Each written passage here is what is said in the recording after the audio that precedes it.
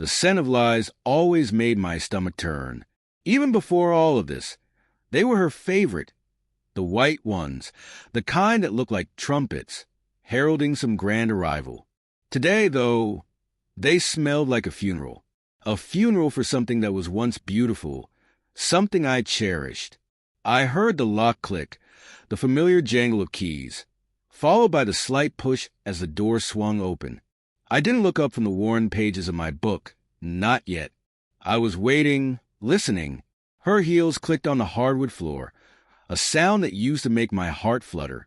Today, it felt like a hammer blow, each tap echoing the fractured rhythm of my own heart.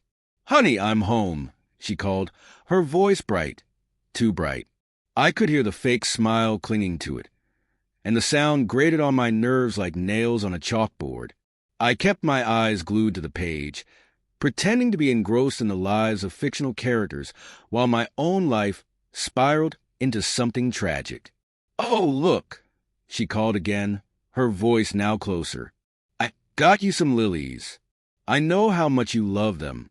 The blatant lie hung in the air, a thick, suffocating cloud. That's when I finally looked up.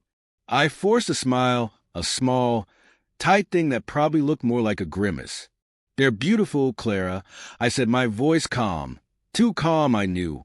But years of practice hiding my emotions had made me an expert. I watched her cross the living room, placing the lilies in the vase on the coffee table. She was dressed in her usual attire, a casual summer dress that always seemed a little too vibrant for the beige walls of our living room.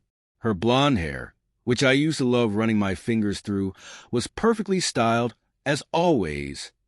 Not a single strand out of place. It was the same Clara, but not the same Clara I had fallen in love with. Then she stopped.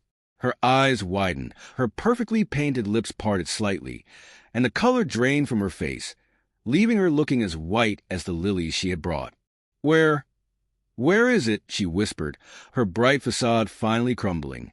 I knew exactly what she was talking about. The space on the wall above the fireplace, where the enormous framed wedding picture had hung for the last 8 years. It was now empty.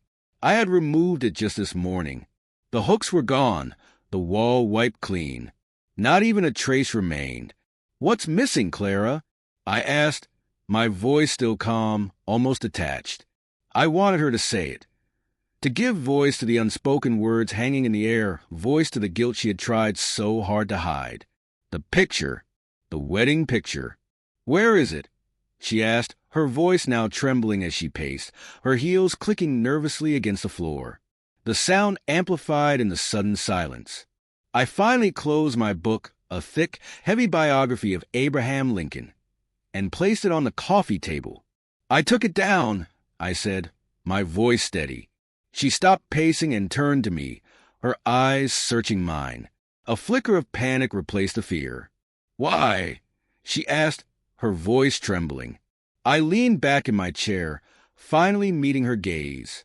"Because, Clara," I began, my voice still controlled, "a picture is supposed to capture a moment in time. A memory, right? A snapshot of a specific point in a relationship."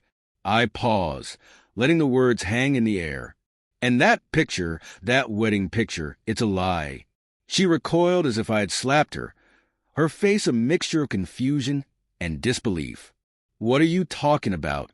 Her voice was shaky now, the veneer of calm completely gone. "It's a picture of us on what was supposed to be the best day of our lives," I continued, my tone unwavering. "A day that was supposed to be the beginning of a life full of promise." I leaned forward slightly. "And it doesn't represent who we are anymore, does it? It's just a picture, a reminder of something that no longer exists." I watched her try to piece it together, her confusion slowly giving way to dawning realization. Her eyes narrowed, and for a brief moment, I saw a flash of anger quickly suppressed. "You know," I said, my voice colder now. It wasn't a question. It was a statement of fact. "Yes, Clara, I know," I added, letting the silence hang in the air, thick and heavy. The unspoken accusations filled the space between us. "How long?" she whispered, her voice barely audible. Long enough, I replied, not elaborating. I didn't tell her about the burner phone I had found hidden beneath the lining of her purse, or the countless texts and late-night calls that painted a detailed picture of her double life. I didn't tell her how I had meticulously documented each piece of evidence, each little betrayal, an emotionally exhausting task that nearly broke me. "Who is he?" she asked, her voice trembling. "Does it matter?"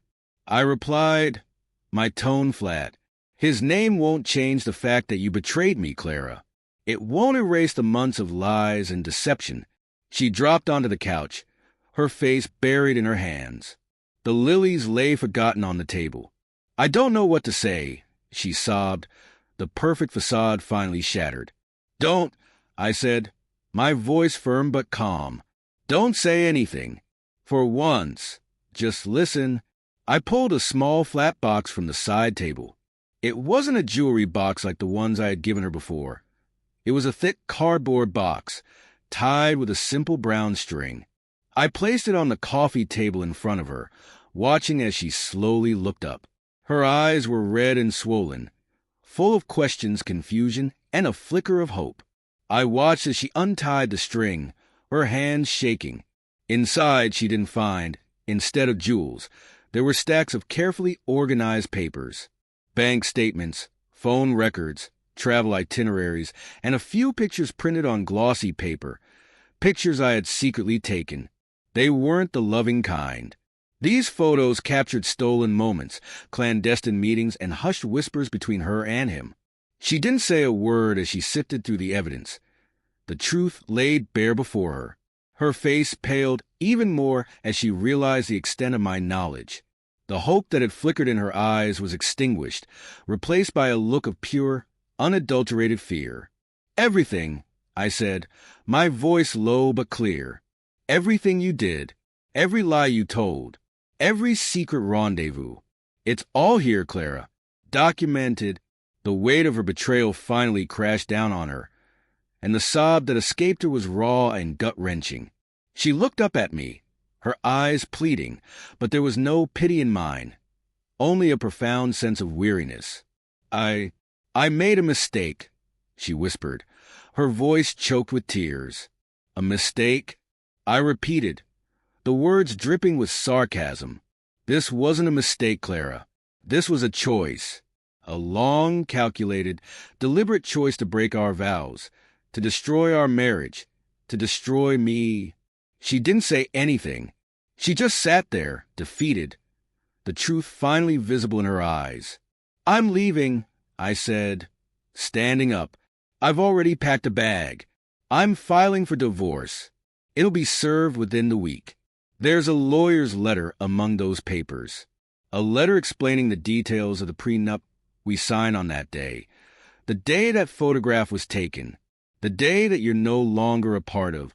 I walked to the door without turning back, leaving her there, surrounded by the ruins of her deception and lies. The clicks of her heels on the floor, which had once filled my heart with joy, now sounded like the death knell of something that never truly was. As I stepped outside, I took a deep breath, and for the first time in months, the air felt clean. The weight had finally lifted. The satisfaction wasn't in her pain. It was in my freedom. In the memory of her white face surrounded by those white lies, I found a revenge more satisfying than I could have ever imagined. I drove away, leaving her with the quiet hum of her own regrets and the silent whisper of a marriage that was never meant to be. And I knew, with a certainty that settled deep in my bones, that I was finally free. Thanks for watching. Do not forget to like and comment and press bell icon for more cheating stories.